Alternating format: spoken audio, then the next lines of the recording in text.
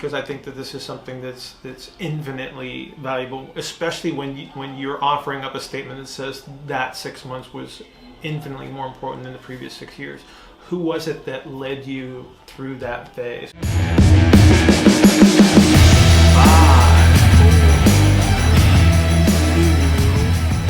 3, 2, 1, and this is podcast number 7. 7. Yep. IFAST podcast number 7. They go so fast. It's like kids. Grow up so fast. So big. All right. What's our topic? Con Ed. Con Ed. Yeah. That'll be interesting. I know. I think we were ready to take this one last week, just after a 2-minute overview of what we want to talk about. Yeah, but really. I think rather than just jumping right into, brass tacks and strategies and hacks, tips and tricks, all of your favorite things. Oof. Ouch. What I would love to start with, I would love to hear Bill Hartman has graduated PT school. Oh, wow. What the idiot. Wow, yeah. I think all of us can agree with that, just knowing where we've all come from. But, okay, you've graduated PT school. What are you thinking? Like, what makes you think, I'm going to pick up some different books, or I'm going to go to a different seminar? Like, where did you start with Con Ed? I took 2 continuing courses before I graduated. Okay. And it was through strokes of luck. So this is 1991. Okay. So this is pre-internet. Nobody knows anything that's going on anywhere except for continuing education was advertised in the back of a couple of PT journals and right. like the industry literature. Sure. And so that's where you found out about continuing ed. Right. So whoever was most prolific, whoever had the biggest ad in the back of the magazine is kind of where you went. But I was lucky enough that the places where I finished my clinicals was where I actually had my first job. So my last clinical was where I was going to be employed. Okay, so that's nice. Yeah. Yeah. And so it worked out really, really well. And then I ended up taking a couple of courses there. But so upon graduation, and I actually asked my PT mentor, Joe Santiesteban. Hi, Joe. And I said, well, what should I do? And he goes, I would accumulate some tools. And so that's kind of where I started. Okay. So my very first course was, so I graduated in May. My first course was in June of 1991, and it was Functional Orthopedics 1, which was straight up manual, soft tissue kind of a thing through the Academy of Physical Arts, and they're still there. So that's Johnson and Saliba. Nice thing about them, if I could just throw them a little shout out, is like they still teach PNF. So, oh really? And I'm a big fan of that. Absolutely. So if you're looking for something to work on, that would be the place to go. But that was literally my first course. So it was a matter of just me refining a little bit of what I learned. So I had pretty good orthopedics in PT school, and then basically just set out to refine those skills, because you come out and you think you know something, but you're, as I always say to the students that come through here, I say you have hands of stone. You don't feel anything. There's no efficiency. Right. You teach them one manual technique or put someone's head in their hands, and immediately there's this overexertion through their hands, and they're constantly shaking out their hands. And so again, it was basically to develop some sort of skill, because at that point in time, the manual skills were very prolific in the continuing education. The myofascial release was really big at that point, so that had this huge movement towards it, and so I just felt like I needed something like that. So that's where I started. Yeah, that's interesting, because I clearly remember, I did my 4 years of undergrad XI, and I always joke around like I got really good at taking body comps, blood pressures while riding exercise bikes. Oh, hey. That is a skill. I don't care what anybody... I'm like, it's so hard. That and trying to take blood from an earlobe. No, I've never had to do that. Oh, that was... I did that one. No, but, we came up in a very ACSM-dominated school, so I learned those tools. Absolutely. Realized, I haven't trained anybody, so I got the internship, and then kind of my segue was, before the internship, I realized I'm too immature, and I don't know anything, so I need to just stay in school longer. Well, so that's why I got a master's. but that's powerful self-awareness. Like Wow. most students, when they graduate, are so excited to take the next step forward, Right. that they don't have that awareness. Like, you know what? I really don't know what I'm doing. Right. And so that was like this moment of recognition, like, I don't know what I'm doing. So I did the 2 years of master's, but then, and this isn't to be in any way disrespectful to my collegiate program, because it gives you a foundation and you learn the sciences, but I always say that next 6 months was more powerful than the previous 6 years with regards to diving into stuff that I was interested in, right? Whether it was program design, coaching, and like you said, it wasn't, even then it wasn't internet based, right? We're talking '02. It was a lot of books. Right. Obviously the internet was becoming a thing as far as articles go. Right. But I mean, I just had huge binders full of articles, VHS tapes, like dating ourselves Absolutely. a little bit with VHS tapes. And so I remember, I read this book, and it was probably in '02, because it was so liberating to be able to read stuff for fun versus education. I read this self-improvement book, and it said, you should spend 10% of your income on your continuing education. Oh, wow. And so I took that to heart, and I remember I was buying like Ian King, VHS tapes and the Swiss conference CDs. It was MP3s on CDs, so you listen to the audio. Absolutely. Yeah. It's just interesting to see how it's evolved, but I think it's important just as an entry point to let people know, like, look, this is something that we've taken seriously since the day that we came out of school. Right. So let me ask you a quick question about that, though, because especially your early experiences, because I think that this is something that's infinitely valuable, especially when you're offering up a statement that says that 6 months was infinitely more important than the previous 6 years. Who was it that led you through that phase? Who was mentoring you at that point? And nobody. Really? And nobody. That's unbelievable. No. So it's pure learn by doing. It was pure learn by doing. It was, I'm just so like into this side of it. Again, because 4 years of body comps and, we had a class that was just all EKGs. Like all this stuff was stuff I had to learn. This is stuff like, no, this is like applicable to what I want to be able to do. I want to help people get stronger, or get faster, or move better. So it was very much That's really hard. That's really hard work. So technically then, your mentors were the people that were on the VHS tapes. Absolutely. And who wrote the books, and people don't realize that counts. Absolutely. To some degree. Yeah. So I'm going to bring this up now because I think it's again a valuable point. The only problem with relying on those types of resources, that there's three types of information. There's explicit, there's implicit, and then there's the tacit. And so what is infinitely available at this point is the explicit. So everything that you can write down or everything that you can speak is the explicit. And people think that is knowledge. Right. And it is not. It's merely the expression of information. Yes. Whereas implicit is the application of that knowledge or that information, and then the tacit is where the experience part comes in. And so that is difficult to express. It's not impossible to express. It's just very, very difficult because a lot of those things are those things that we become intuitive with, where you sort of like, ooh, that didn't work. And you probably did a massive amount of trial and error. Absolutely. Which is scientific, by the way. But so you evolved a tacit knowledge alone. Yeah. Which is ridiculous. Yeah. That's hard. So, like, the thing that I try and express, too, is you have to think about the difference in the age is, right? So, 2002 versus 2019, who is putting out information then? It's a lot more expert-driven at that point, for lack of a better term, right? I'll give you that. Right? Versus now, it's like, how do you filter? Right. And that's the hardest part is everybody has a thought.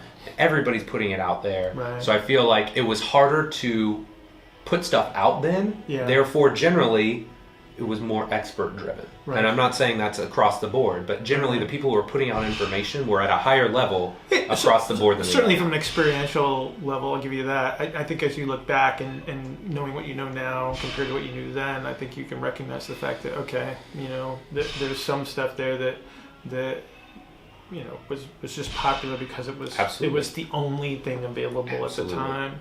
Whereas now, as you've evolved and you do have a much more refined filtering system, you can discern the difference between the chaff and the wheat, if it were. Makes it a lot easier. Yeah. So one thing that I know people are genuinely interested in is the idea of going to seminars, right? Mm-hmm. And I think outside of reading a book or listening to a podcast or a video, like this is a much more dynamic way to learn, right? And it's something that you and I both started out. We both attended a lot of seminars. Yep. We still attend seminars, albeit probably not as many now. Mm-hmm. But talk to me about the different, I would describe them as tiers. Yeah. So you've got like your entry-level seminars, and then you've got things that are more refined. So talk to me a little bit about that. I would look at it from this perspective of what is the intended outcome when you look at the different types of seminars.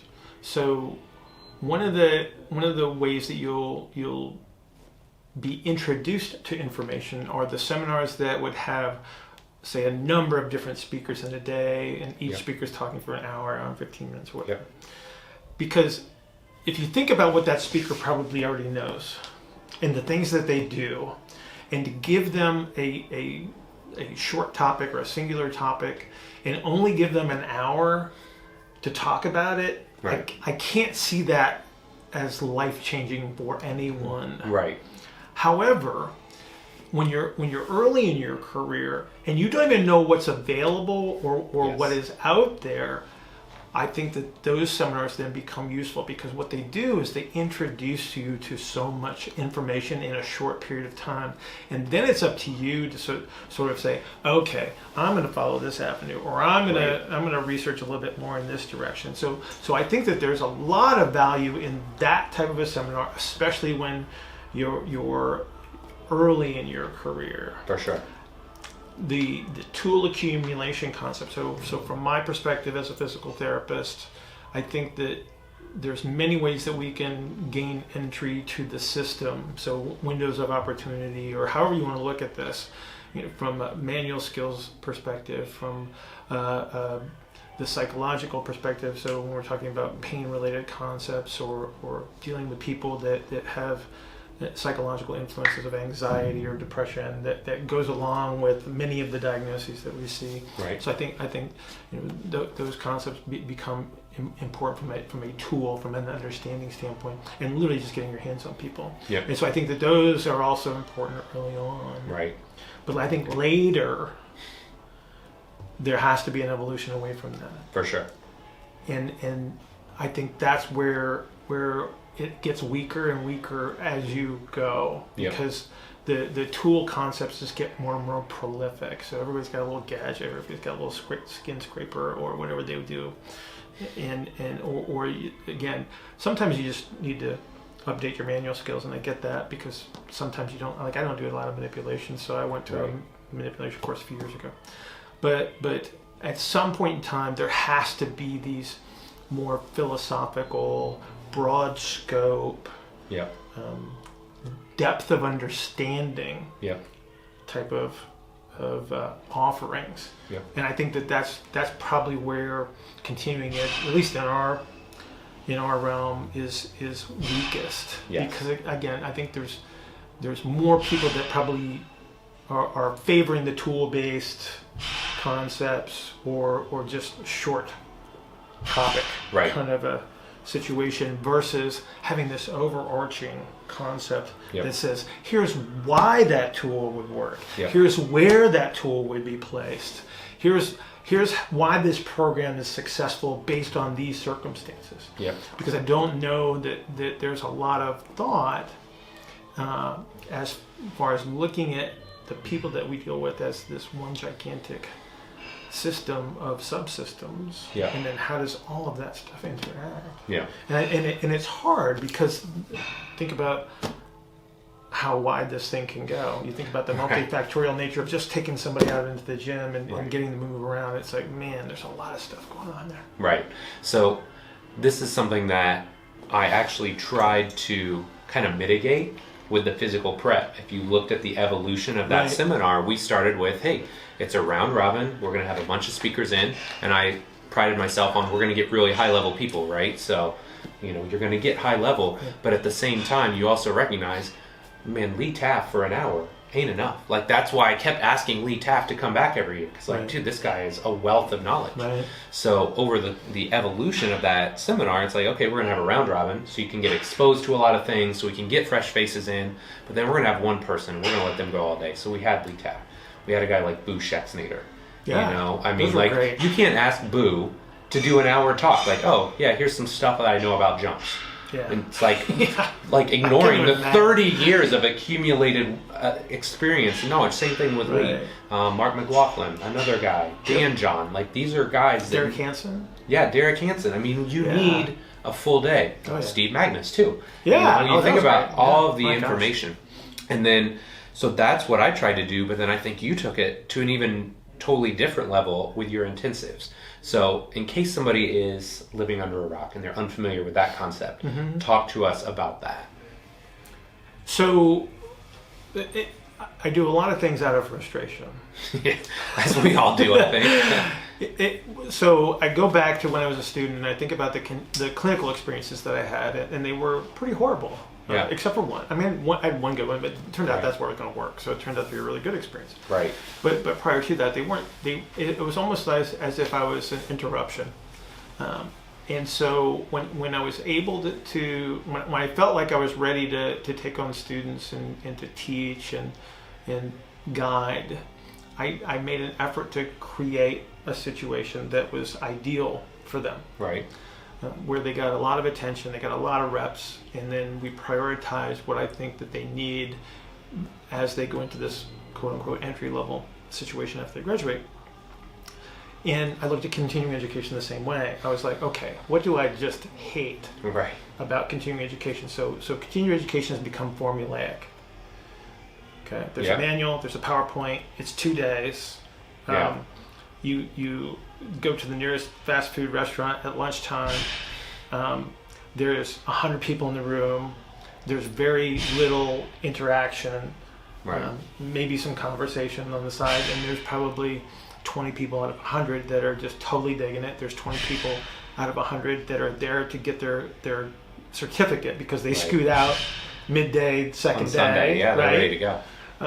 And so what I wanted to do was create a situation that was highly interactive, limited in its, I don't want to say it was limited in scope, because I think that the model that we're evolving is very, very broad, but I wanted it to be this massive focused effort and filled with struggle. Yeah.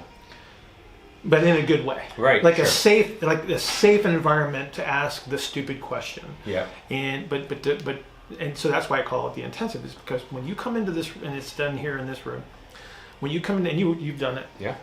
And you come into this room, and it's like from the get go, it's go time. It is. Yeah. It really is, and it's one of those situations where you become responsible for the quality of the outcome. Yes.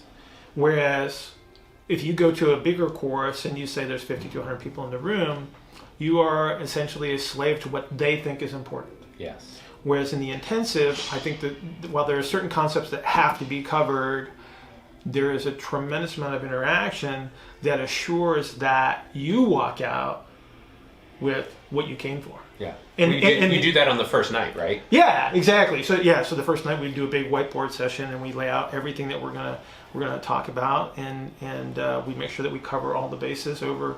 Basically, it's like three days when you think about it, if you count dinner. Yeah. But there's a tremendous amount of interaction from the get go. So the only time that the intensive turns off, the way I look at it, it's like, well, when we're hungry we eat, and when we're tired we sleep. It's like so that's basically the general concept. Yeah, I love it. And it kind of leads to this next point that I wanted to talk about, because I think now there's nothing wrong with reading books or listening to podcasts. Obviously, if you're listening to this, we appreciate you, and we don't want you to stop listening. But this idea of just knowledge accumulation, right? And I feel like in a lot of instances, continuing education has become very passive versus being a more active participant. Right. And I think that's one thing that, whether it's the intensive, whether it's being more prolific and more tuned in with your study habits, but I think that's something as a whole we need to get back into.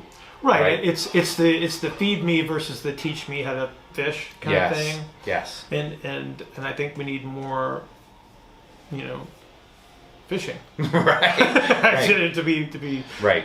To be blunt, it's like rather than being the, like as you said, the passive recipient, I think is again, it's become formulaic. You sit in a room with a bunch of people, and then the guy that says this is what's important, and you sit there and you take notes or whatever, and you walk out with something that, and you attempt it the following week, and then if it works, then you just kind of cast it aside.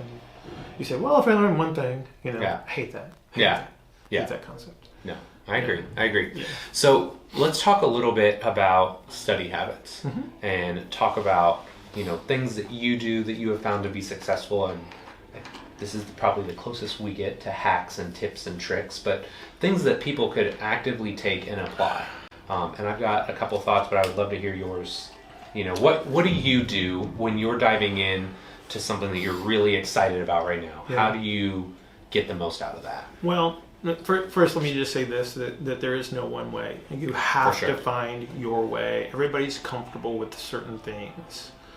But I do think that there has to be a concerted effort when you're trying to understand or acquire some element of knowledge, or when you're trying to capture some sort of experience. I think there has to be an element of discomfort. Yes. Not in a bad way. It's just that this better be hard. Right.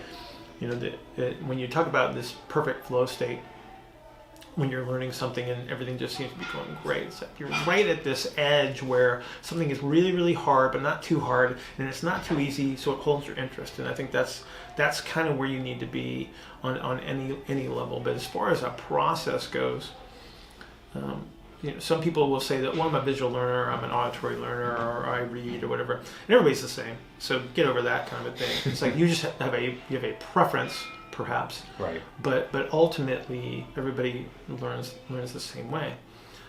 All learning is the same, whether it be motor learning or whether we're pulling from a book. So one of the things that I do is I try to get as many resources as I can at the same time. Yes. And so you've seen my library in my office at times, and it's just that I'll have like 6 books open at the same time, and they'll be kind of like leading me in one direction or another, and because I don't think you have to read a book start to finish. I think that the reason that you get a book is to pull out some measure of knowledge, and there are some books that are great that you would read the whole book, and then there's some books that aren't great and you read part of the book, and I think that's perfectly fair. So, but I do try to accumulate as many resources as I can on something where you're just digging into it. Yep. And that's where there's an emotional connection to sure. something. And I think that's essential. Yeah, I was going to say, I'm glad you said that, because that was, if I had to give one thing, it would be don't rely on one resource. You can't. Like, I think back to 2002, I realized, like, I want to get better at speed. And we had hosted the course, we had Lee and Nick Winkleman come in. Right. But that was like the start of, okay, now I'm going to dive into everything Lee has. I'm going to read everything Nick has written. I'm going to learn from Boo and Derek and all these people. Because what that allows you to do is, like, no one person has all the answers, right? Just like no one book has all the answers. Right. So it allows you, as you're going through all these resources, to sift out and figure out what are the commonalities here, right? Like, what are the principles that are basically underlying all this? Excellent word. Yeah. Excellent word. It's got to be principle based. It's not about the details are important, the minutiae is important, but it's not the foundation of your thought processes that you're evolving. Yeah, I love it. No, that's great. I love that. Yeah, so I'm just glad we agree on that, because I just think that's something that a lot of people will read this one book and say, this is how you breathe. This book told me exactly how to breathe. This book told me how to sleep, versus really consuming and diving in. And that's what I tell people, that are looking for a hack or a tip. It's like, dive into something for like 3 months. Right. Read as many resources as you can. Some will be really good, like you said. Some will be like 80% really good. Some will be like 20, but maybe that 20% has some really unique viewpoints that you can take and learn from. but really like make an investment in, I'm going to learn from a lot of different resources and try and find the commonalities amongst them. So let's talk about something that I enjoy talking about, actually, and this comes from, it's either Warren Buffett or Charlie Munger, which is essentially the same thing when you think about those guys. Right. You know, because they've been friends for so long, and they probably speak the same language, but they talk about earned opinions, and I think that the thing that we're talking about right now is when you're drawing on multiple resources, that's how you evolve an earned opinion. What is typically happening is that someone will read one thing, or they'll go to a course, and then the next thing you know, they're espousing the greatness of that, without understanding the opposing viewpoint. Yes. And yes. And that, while it may provide them an element of popularity, you know, or hopping on a bandwagon, the reality is it for me personally, when you have specific letters after your name, I don't look at them as qualifications. I look at them as restrictions on your thought process. Like you're telling me exactly how you think when you have this proliferation of letters after your name, because I know what you've done, because I've done those too. Right. I just don't tell people. Right. Right. And so I think that that's where people need to start to focus some effort and saying, okay, I've been exposed to this information. Okay, it's probably useful. Okay, I can apply this and be successful. But what are the limitations? Right. And that's where you have to dig in. Absolutely, and that's kind of the next transition is thinking about, you know, this concept of deep work, which is, again, kind of a buzzword statement, but the concept is very real and very valid in practice. And sometimes I think people assume that Con Ed is just reading a book, or it's just going to the intensive. Right. And what they don't understand is the intensive's great. What are you going to do for the next 6 months based off what you learned there? Right? Are you going to take that and use it and apply it in your own model, in your own practice, and figure out, hey, this worked great for me. Oh, this didn't work great, but why didn't? You know, like having this depth of thought process versus just, oh yeah, I learned this and I overhead squat everybody now to like figure out their mobility, you know, like it's just.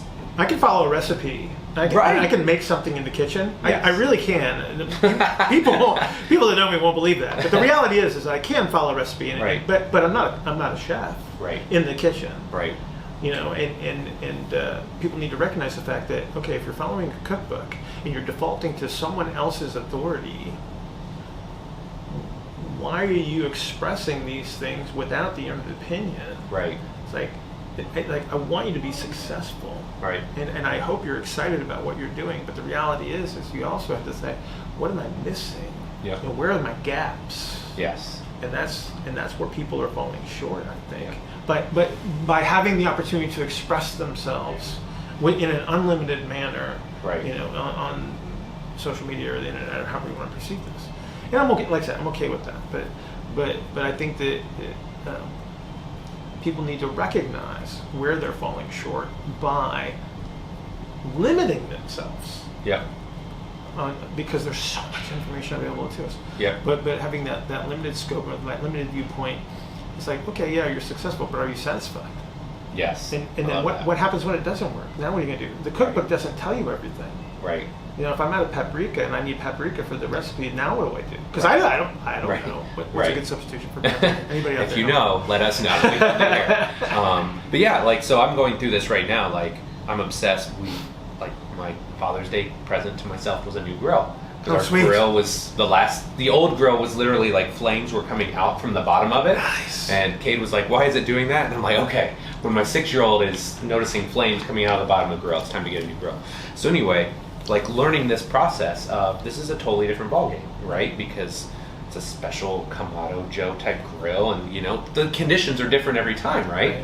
So it's not this ideal scenario. So like what I would implore you, the listener, to think about is like it doesn't have to be a book to be Con Ed or to be considered learning and growth. It's like, hey, the next time you sit down to write that program, like, are you really dialed in? Like really thinking about, okay, what is this person? How do they move? What are their limitations? What am I trying to get out of this program? How can I make them move better? You know, every time you're on the floor, being a little bit more dialed in, a little bit more present to what's going on, ultimately those are the things, like the tools and the knowledge that you acquire is great, but then how do you express it? And right. whatever your end goal is, that's what's truly valuable. Right. Well, I think that it's important to execute in that manner, because the thing that you start to notice is that if I'm expressing something verbally or if I'm writing something down, you start to identify where your gaps are. Yeah. And this is how you know what to do. So when people say, well, what should I do for continuing ed? When was the last time you wrote down everything that you know? Or think that you know? And like on a daily basis, you should be writing down something or expressing something or teaching something to help you identify where the gaps in your understanding are, where your gaps in your knowledge. Because if you're talking to a client, it's very, very easy to just talk and say nothing, because the client is unfortunately the naive person in the room, and so they'll listen to whatever you have to say, and they don't know the difference between something that's usefully expressed or just industry jargon that means nothing. It sounds cool. Right. And so again, what you need to do is utilize the information that you have, express the information you have, or teach the information that you have, so you can identify those gaps. And like I said, that's what leads you in the direction that you need to go for your ongoing education. Yeah, and I think that was kind of the last piece that I wanted to touch on. I mean, we've talked about it a couple of times now. I've just finished Mastery. It took me a little bit longer than I would have liked. Book. It's a big book. It's dense, but it talks about basically the process of, passion and interest in becoming a mentee, through all the steps of becoming a master yourself. Right. But one thing that he doesn't talk about that I think would be so fascinating to finish this book with is completing the cycle and then taking on mentees and teaching others, because that is arguably the hardest part, right? Like you said, you can snowball a client or a patient with industry jargon and you're the expert, so they're going to trust you. Right. But when you have to teach a peer, even if it's somebody younger, they're going to make you very well aware if you don't know this topic inside and out. Right. No, I totally agree. And that's why teaching is, so for the last, how many years now? I can't even think back. It's been a bunch. Decade? Yeah. As far as regularly teaching. Students, yeah. Yeah. So it's been the most powerful experience, because every time I get on taking a new student, I learn something. Absolutely. And they ask the right question, and then you start to recognize, oh, here's how I would answer that. So I'll give you for instance, so one of the coolest things about the intensive and having those 9 people in the room, all with different perspectives, and then they ask the question that I didn't even think to ask myself. And so you literally, as you're answering a question, you figure stuff out. Yes. And that cool. is so inspiring and so cool. But that's why I think that the minute that you feel comfortable with something, that you have enough depth that you've got to teach somebody else. Absolutely. It's that beginner's mind. Yeah. So you've been taking on some mentees as well, correct? So what has been the biggest change in your process? So I watch you out here training with the pro jocks and stuff. It's like, is there anything that your exposure to these mentees has done to your process as far as how you're organizing things, depth of understanding, changes in your programming structure and things like that? What would you say is the biggest impact that you've altered what you do because of the teaching that you've been doing? Yeah, the biggest one is the depth of understanding, but more importantly, being able to explain stuff that I do, right? Like, there's a lot of things that I think intuitively I know how to do, or I've gotten away with a lot of things, where, okay, I can just out-coach a lot of people, which is nice, but what if I just chose a better exercise? Right. I'd found I'd gotten maybe a little lazy in some of my exercise prescriptions, so hey, now I'm going to be more dialed in with that. I'm going to be more specific with the positions or the postures or how I want things executed. But I think for me, it's the depth of knowledge, because all of the people that I'm working with right now are pretty darn good coaches in their own right. Yeah. So they're bringing really tough questions to me. So it's forcing me to continue to grow and evolve, awesome. Right? That's the best. It is. Yeah. So, it's a really good environment because it forces me to get better. It forces me to continually think and evolve and continue to get better at what I do. So it's a great reason to keep up. Absolutely, right? The last thing you want to do is like disappoint them or not have a good answer for exactly. them. Boy, disappointing someone is always it's like making your mom feel bad about something. Right. Except this person's paying you. So, yeah. Okay. So, but yeah, no, I think this was great, man. Yeah. And, I hope it's useful. Yeah, I hope you guys enjoy this. That's all I have for this week. So we'll be back next week. Very cool. So that was continuing education for you guys. If you have any questions, please offer them up, and we'll be happy to answer those. And if you've got a topic that you want to see covered in our podcast, let us know, because that would be kind of fun to maybe we just end up doing like a massive Q&A one of these days. I would love kind that. of fun. I would love that. Yeah. So, all right. Thank you guys so much. We appreciate you. Have a good one. See ya.